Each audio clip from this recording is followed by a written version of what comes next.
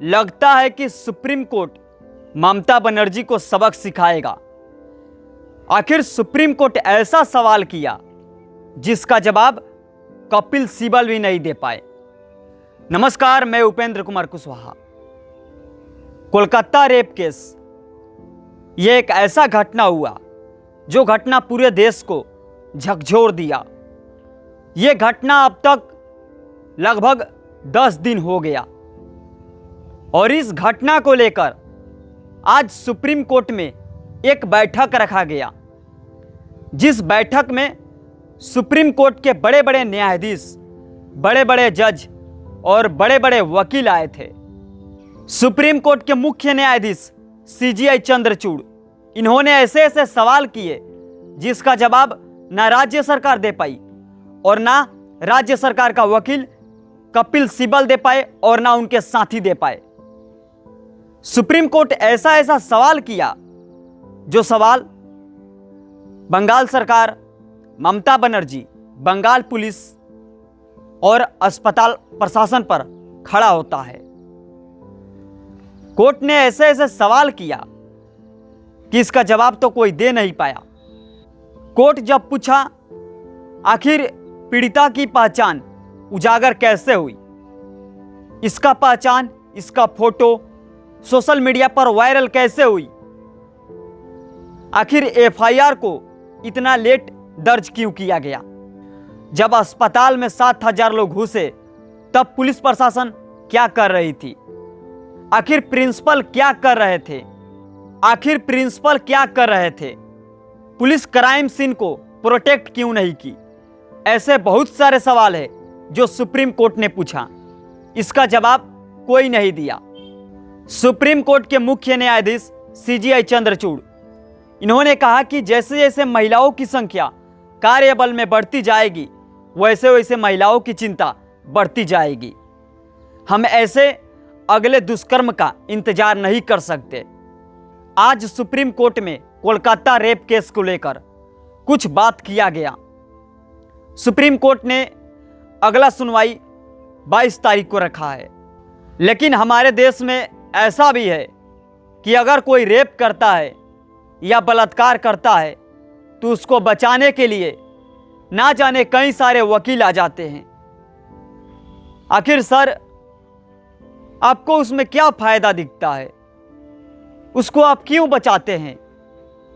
उसको आप सजा दिलवाइए, उसको बचाने से कुछ नहीं होगा। वैसे आप एक को बचाएंगे वैसे 10 पैदा होंगे, तो उसको आप मत बचाइए, आप उस पर कार्रवाई करवाइए। आखिर जब बंगाल में घटना हुआ तो वहां का ममता सरकार एकदम से मौन है। उनको लगता है कि कुछ पता ही नहीं है। उन्होंने पीड़िता से शायद जाकर भेंट भी नहीं की, उनके माँ बाप से कम मुलाकात तो कर लेती, लेकिन उन्होंने इतना भी नहीं किया और एक आंदोलन करती है, प्रोटेस्ट करती है, सड़क पर उतरती है। मतलब ये कैसा बेहुदापन है।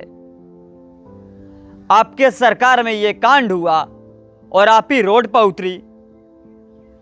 मुझे यह नहीं समझ आया कि आखिर क्या मतलब, इसका मतलब क्या निकला।